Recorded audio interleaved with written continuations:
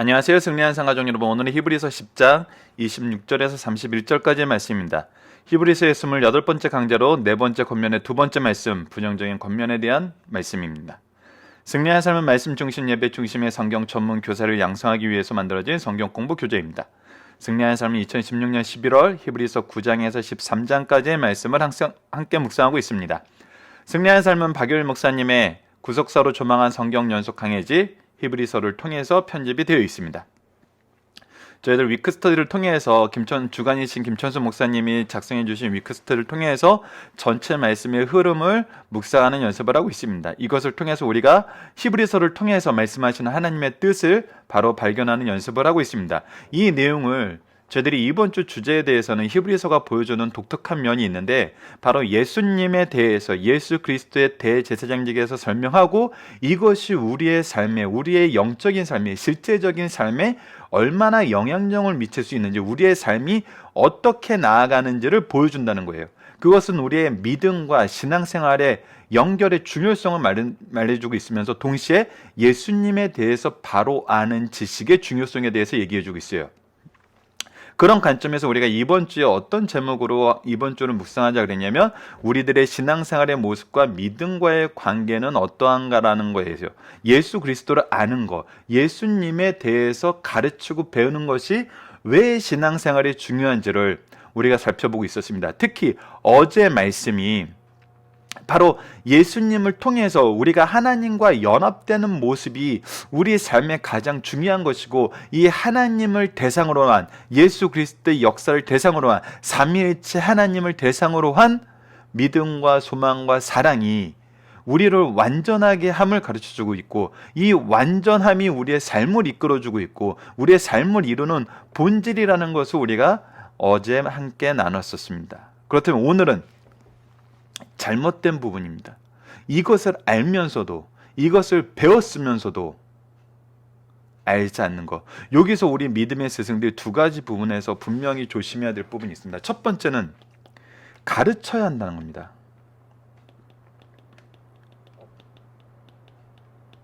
가르치지도 않고 알 거라고 생각하는 것은, 이것은 잘못된 거예요. 우리는 분명히 전해야 되고 가르쳐야 돼요. 가르치지 않고 산다는 것은 있을 수가 없어요. 가르치지 않은 경우에 대부분의 경우는 본인도 모르는 경우가 많습니다. 본인도 모른다는 것은 배우지 않았다는 거예요.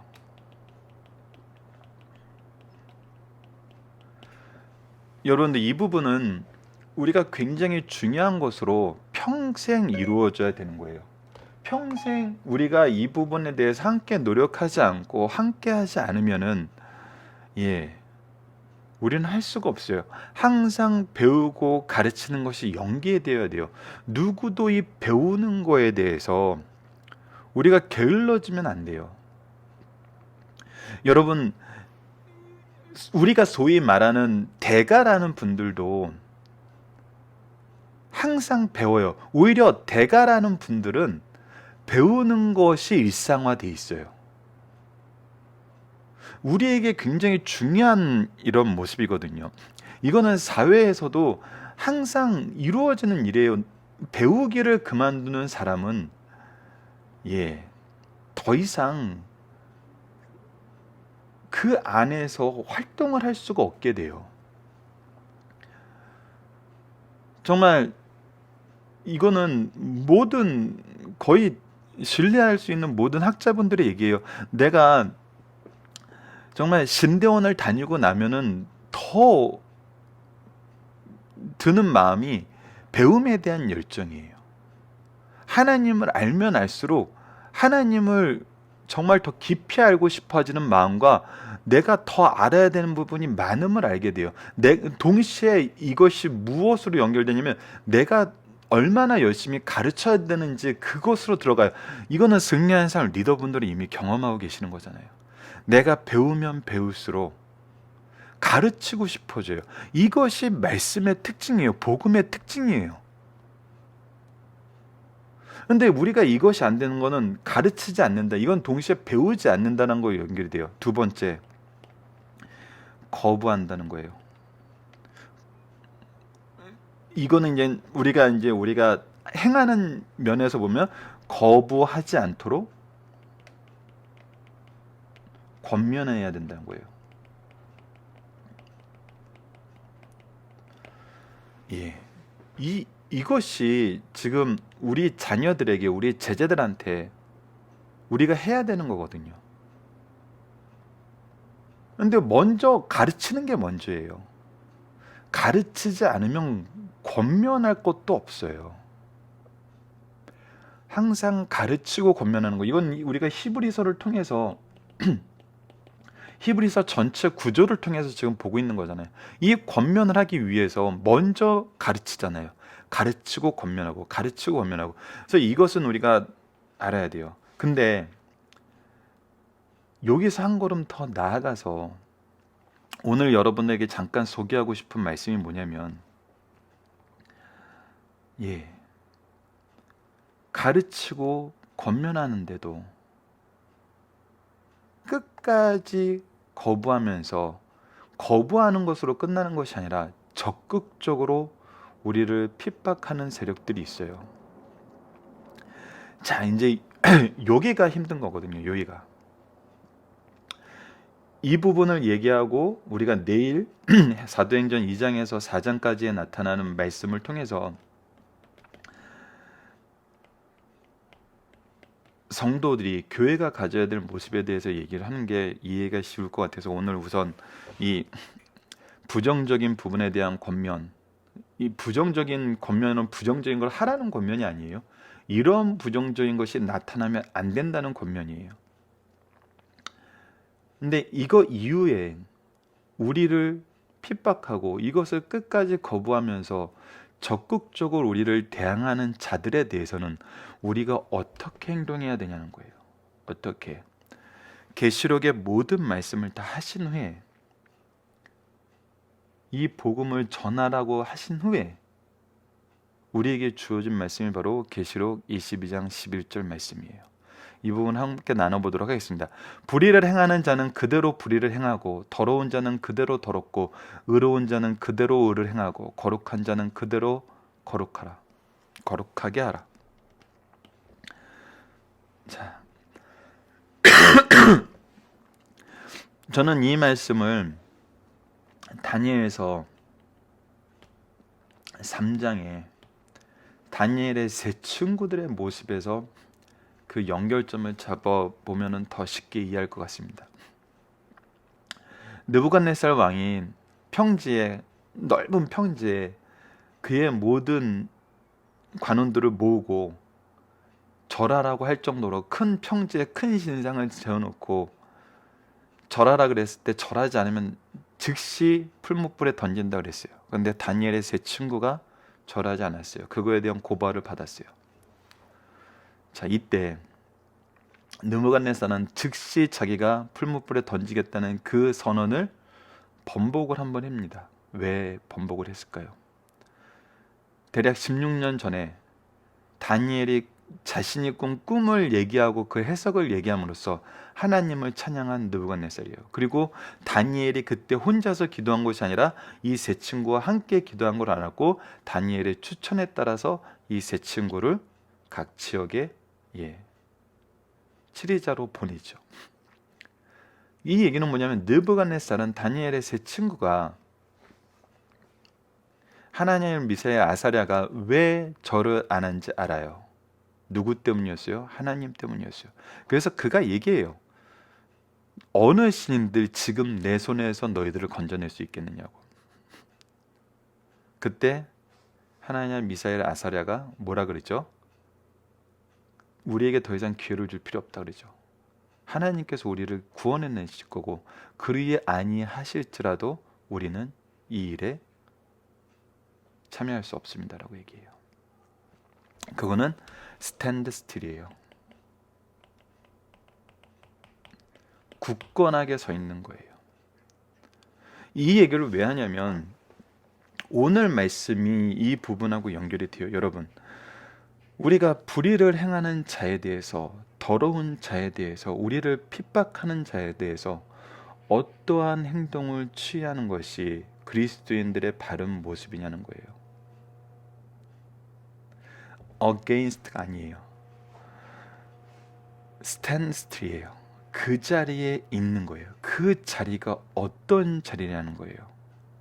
오늘 여러분들이 이 부분에 대해서 묵상을 해주시고 내일 사도행전 2장에서 4장까지의 말씀을 보면 이것이 분명해집니다. 다니엘의 세 친구는 왕에게 대항하지 않았어요. 자기의 믿음의 자리에 그대로 서 있었어요.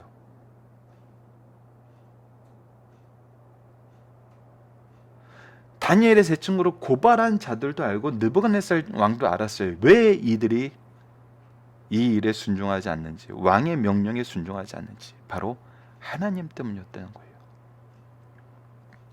본인도 하나님을 경험했어요.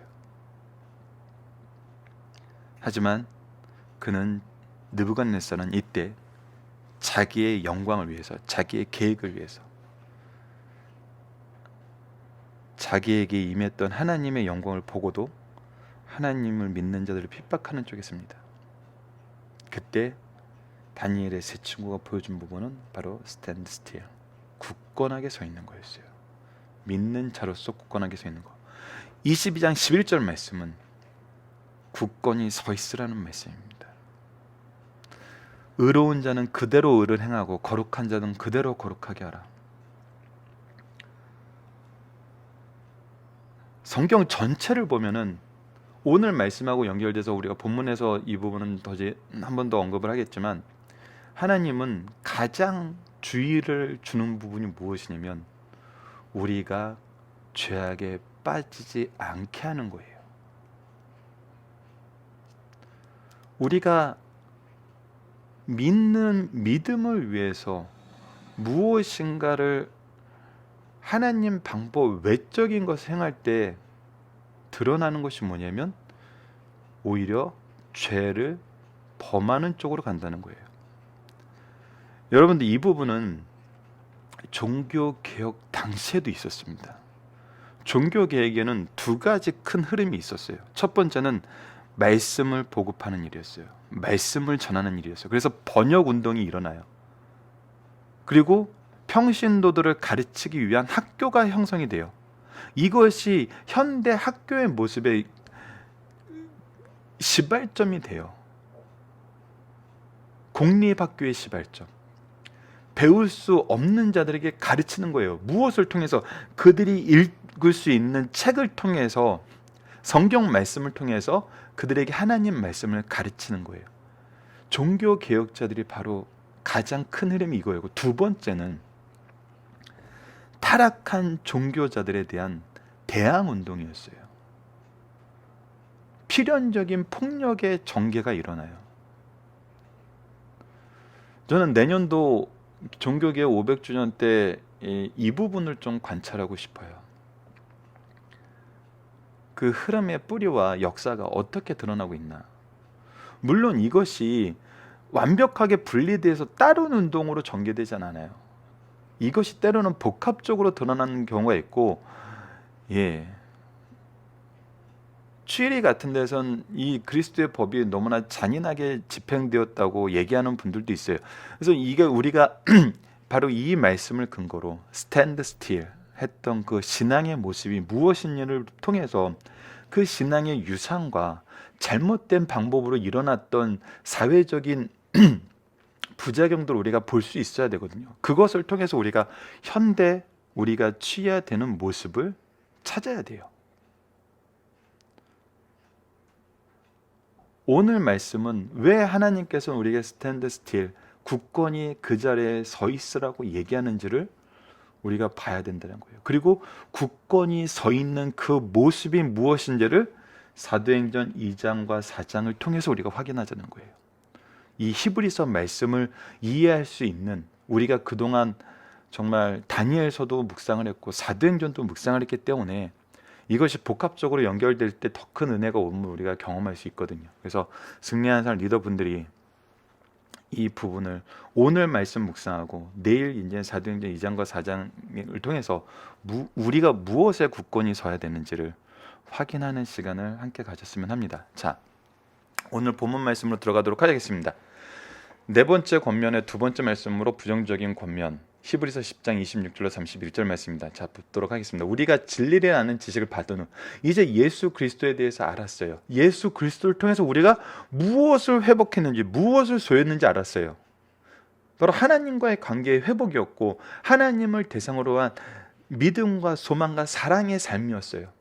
이것은 우리에게 은혜로 주어진 거였고, 우리의 자격이 없음에도 불구하고, 우리가 이것을 할 능력이 없음에도 불구하고 자격을 주시고 능력 없음을 옆에서 같이가 아니라 완전히 우리를 이끌고 계시는 하나님의 역사하심, 예수 그리스도의 중보 사역과 성령의 역사하심에 대해서 우리가 얘기를 들었어요. 그런데 이 모든 진리를 아는 지식을 받은 후에 이 모든 것을 알았어요. 진짓 죄를 범한 적 다시 속자는 제사가 없고, 그럼에도 불구하고 다시 죄를 범해요. 그래서 다시 속죄의 제사가 없어요. 예수 그리스도의 속죄의 은혜가 없어요. 오직 무서운 마음으로 심판을 기다리는 것과 대적하는 자를 태울 맹렬한 분만 있으리라. 이런 자들에겐 오직 심판이 있고, 심판하는 자에게 임할 합당한 형벌이 있다는 거예요.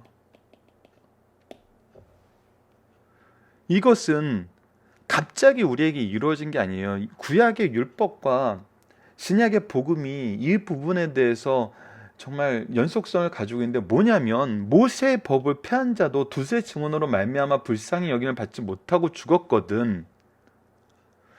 하나님께서 심판에 대한 이 내용은 변하지 않아요. 하나님의 공의에 의해서 이 심판은 변하지 않아요. 오히려 은혜의 말씀, 예수 그리스도에 대한 충분한 지식, 이 지식으로 받는 하나님의 능력, 이것을 이미 충분하게 경험함에도 불구하고 거역한다는 것은 모세의 율법에 의한 죄보다 더 큰 거예요. 그런 자들이 뭐라냐면 29절입니다. 하물며 하나님의 아들을 짓밟고, 하나님의 아들을 짓밟는다는 거는 하나님을 짓밟는 거예요. 하나님이 보낸 그 아들을 짓밟는 거잖아요. 거룩하게 한 언약의 피를 부정하고, 이건 예수 그리스도의 사역을 부정하는 거예요.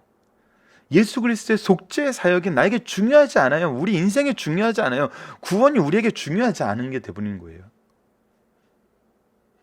그리고 이 모든 것을 우리에게 역사케 하시는 은혜의 성령을 욕되게 하는 거예요. 여러분들 예수님을 부인하는 거, 예수님의 구속의 은혜를 부인하는 거, 구속사를 부인하는 것은 그래서 어마어마한 겁니다. 이 얘기는 뭐냐면 삼위일체 하나님이 이것의 증인이 되신다는 거예요.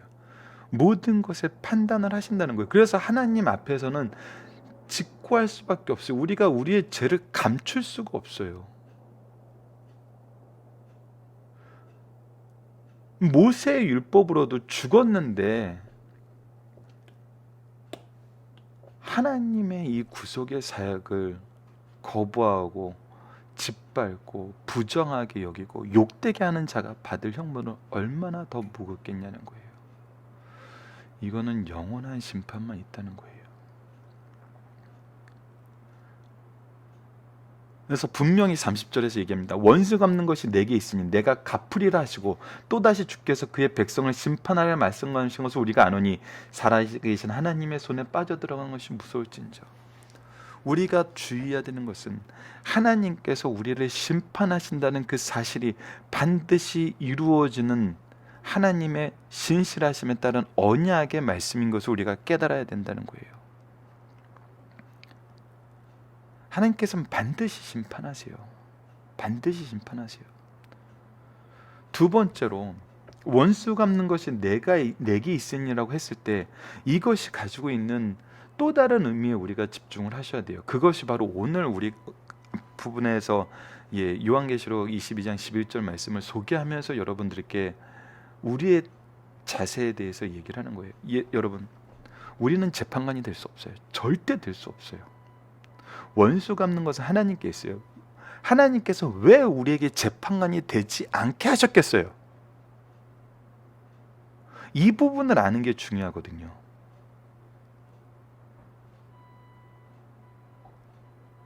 때로는 우리가 재판관이 되는 게 하나님의 공의를 실천하는 것처럼 보일 때가 많아요. 정말 많아요.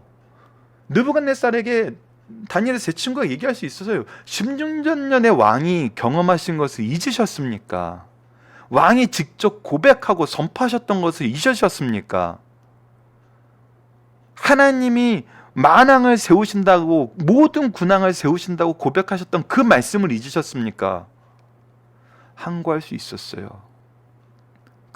우리가 재판관이 되어서 대항할 수 있었어요. 그런데 다니엘의 세 친구는 그걸 하지 않았어요.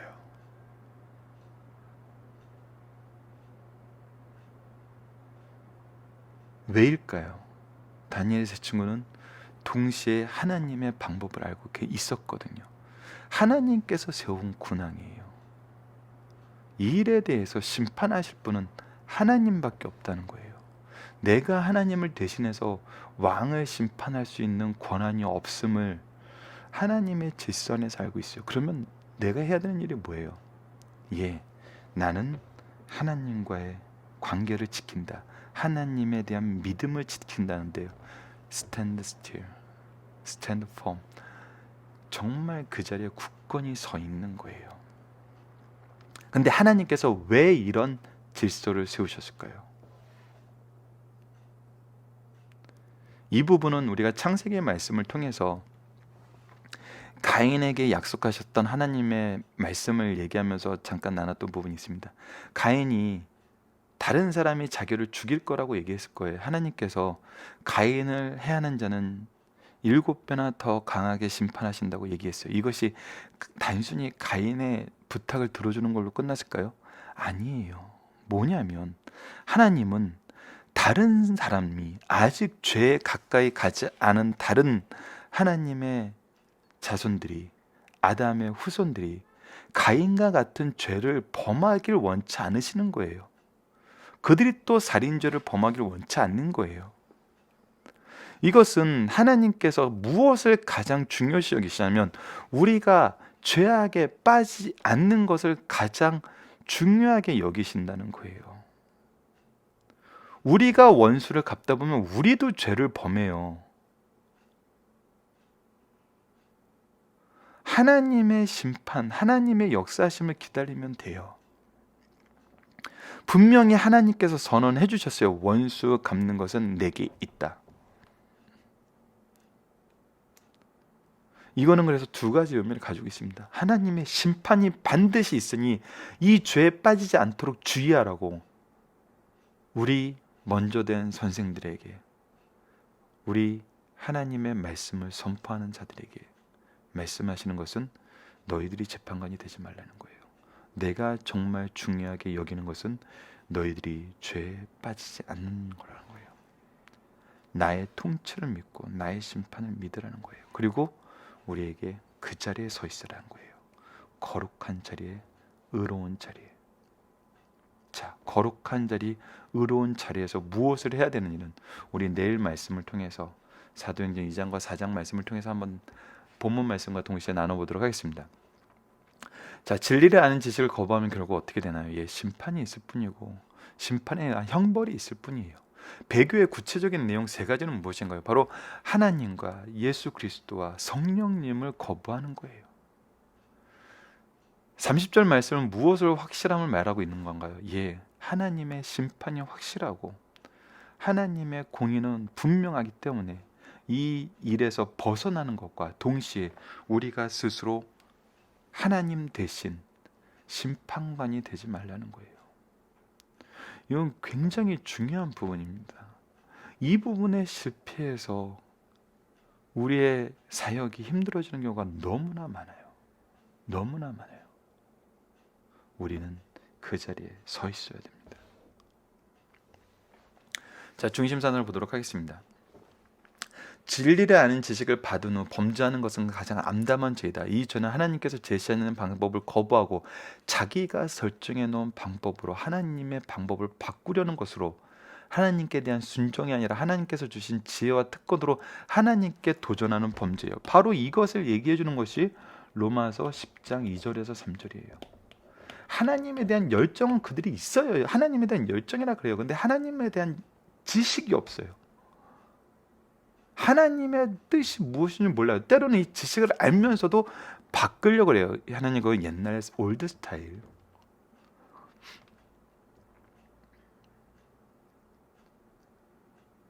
근데 우리는 이 올드 스타일에 너무 큰 은혜를 받잖아요. 연속 강해 설교 올드 스타일이에요, 여러분들. 현대 이런 설교학적인 면에서는. 근데 아니에요. 하나님의 스타일이 올드 스타일이 될 수가 없어요. 하나님의 방법이 올드 스타일이 될 수가 없어요. 하나님의 뜻과 하나님의 방법은 트루스예요. 진실이에요. 진실은 변하지 않는 거예요. 그래서 우리가 이것을 바꾸려는 것은 우리의 지식이 하나님의 지식보다도 뛰어나다고 생각하는 거예요. 이 부분에 대해서는 굉장히 조심하셔야 됩니다. 이거는 죄가 될 수 있다는 것을 로마서 10장 2절에서 3절에서 얘기해 주고 있어요. 의도적으로 그리스도의 속죄나 하나님의 선하신 법칙 방법을 거부한 자에게는 무서운 심판이 기다릴 뿐이에요. 성도들에게는 하나님의 신실성으로 인한 움직일 수 없는 소망이 있어요. 저들에게는 하나님의 공의로운 속성 때문에 움직일 수 없는 심판이 기다리고 있다는 것입니다. 이들의 구체적으로 세 가지 죄를 범했어요. 세 가지 죄는 하나님의 아들을 짓밟는 것이요, 자기를 거룩하게 한 그리스도의 언약의 피를 부정한 것이고, 은혜의 성령을 욕되게 한 거예요. 바로 하나님의 구속사의 계획과 예수 그리스도의 구원의 성취와 성령의 일하심을 완전히 거부하는 거예요. 이런 자에게 뭐가 있어요? 배교자는 반드시 심판을 받아요. 배교자는 하나님의 원수요, 하나님께서 그 원수를 반드시 심판하시고 거기에 상응한 형벌을 주실 것을 말씀하셨어요. 배교자의 형벌은 하나님의 말씀 성경으로 증명되었어요. 그러므로 이미 살펴본 삼중적 범죄인 배교자는 반드시 심판이 있다는 거예요. 여러분 살펴보기는 카페를 통해서 확인해 주시고요. 적용하기 문제를 보도록 하겠습니다. 우리가 은혜만 생각하면서 하나님의 심판을 바로 인식하지 못하는 이유는 무엇인가요? 이것은 분명하지만 알지 못함이에요. 하나님을 알지 못하고 하나님의 방법을 알지 못하고 하나님의 계획하심을 알지 못해요. 하나님을 아는 것, 하나님의 방법을 아는 것, 하나님의 계획하심을 아는 것, 하나님께서 실제로 역사하심을 아는 것, 이것이 어디에 기록되어 있어요? 예, 성경에 기록되어 있습니다. 그래서 성경을 배우고 가르치는 것이 중요해요. 성경을 배우고 가르치는 것이 멈추는 순간 우리는 우리의 생각대로 가게 돼 있어요. 저는 요즘에 재밌는 생각을 하게 돼요. 성경이 왜 66권일까요?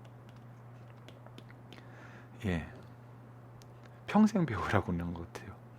승리하는 사람 모임 중에서 가장 많이 나온 질문이 이거였거든요. 이거 언제까지 해야 돼요?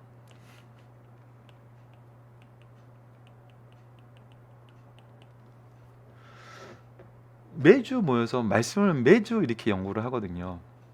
처음 하시는 분들 이거 언제까지 해야 되는 거예요? 다 웃죠. 이거 좋아하시고 하셨던 분은 다 웃어요. 예, 언제까지 해야 돼? 처음엔 얘기 못해요. 왜냐하면 이 말씀 연구가 처음에 어렵거든요. 익숙하지 않아요. 맞지 않아요. 그리고 이것을 준비한다는 것이 나의 삶과 이렇게 좀 동떨어져 보여요. 근데 이 말씀에 빠져들고 말씀의 은혜를 경험하게 되고 말씀의 깊이를 우리가 발견하게 되면은 예, 알아요. 안 후의 얘기예요. 다시 한번 우리 역질문해요. 이거 언제까지 해야 되죠? 대부분 답이 동일하게 나와요. 평생이요. 예, 평생 하는 겁니다.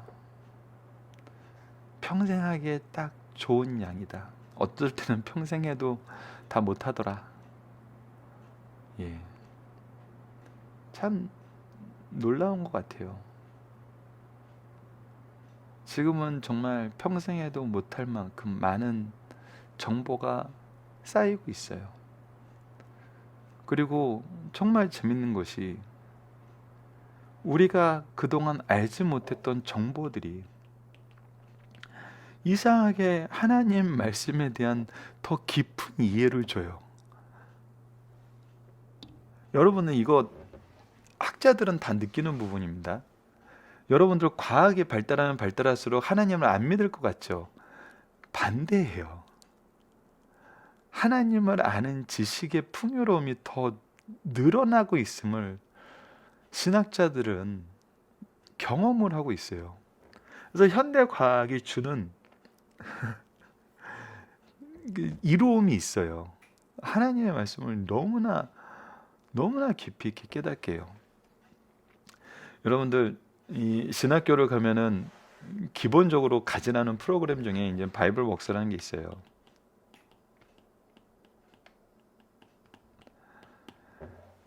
자, 이제 우리 책을 집필하신 박유일 목사님도 이 가장 많이 신약을 주야하고 설교를 하실 때 가장 많이 이용하는 게 뭐냐면 이 신약의 구약 인용이에요. 이거는 이제 단순히 이런 표현은 이제 신학자들이 쓰시는 건데 박유일 목사님께서도 어떤 말씀에 대해서 되게 요즘에 이제 스마트폰을 잘 못 쓰시다가 스마트폰을 쓰시면서 되게 좋아하시는 건 뭐냐면 어떤 말씀에 대해서 찾아보고 싶을 때 검색을 이용하면은 그 말씀에 해당되는 레퍼런스 말씀이 쭉 이렇게 검색이 되잖아요. 그리고 그 자리에서 이렇게 하나씩 클릭해서 다 볼 수 있는 거예요.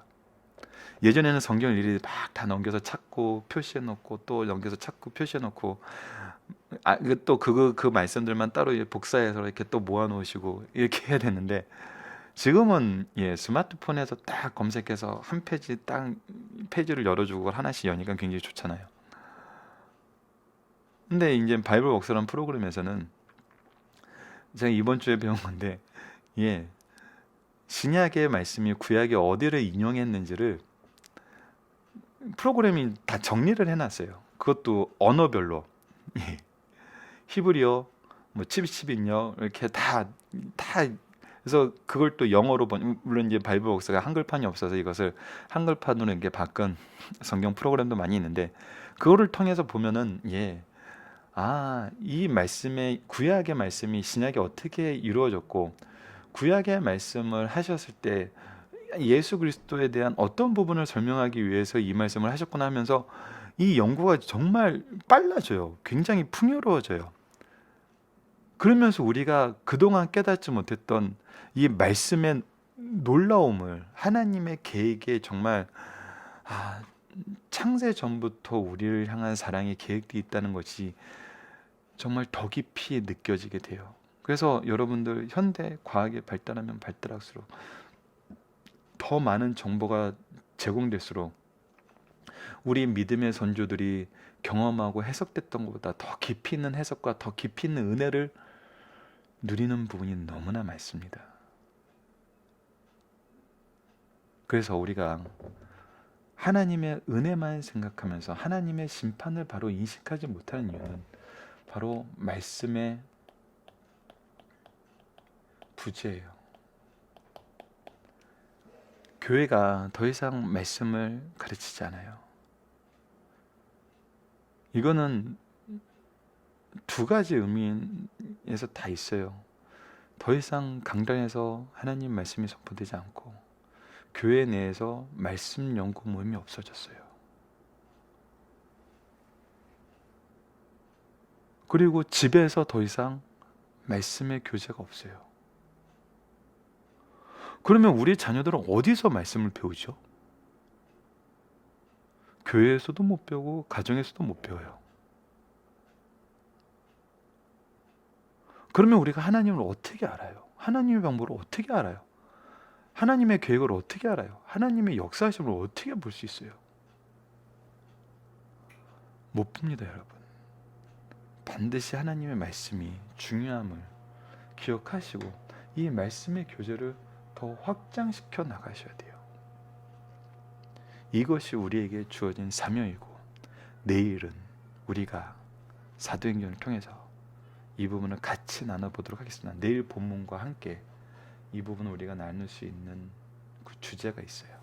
내일 본문은 우리가 어떻게 삶을 전진해야 됨을 얘기해 주면서 이 전진하는 삶의 핵심에 우리가 서 있어야 될 곳이 어디인지를 함께 나누는 시간을 갖도록 하겠습니다. 말씀을 기초로 기도하기를 통해서 마치겠습니다. 하나님, 진리의 말씀을 듣게 하시고 확인하게 하시고 분명히 믿게 하심을 통해 우리가 오직 하나님을 바라보게 하심을 감사합니다. 그러나 여전히 죄의 그림자가 우리의 삶 속에 교회와 가정에 나타나는 것을 봅니다. 주여, 우리를 긍휼히 여기셔서 성령의 인도하신 가운데 진리의 말씀과 참된 경건의 삶이 우리의 삶의 중심을 차지하여 거짓에서 벗어나게 하소서. 예수님 이름으로 기도드립니다. 아멘.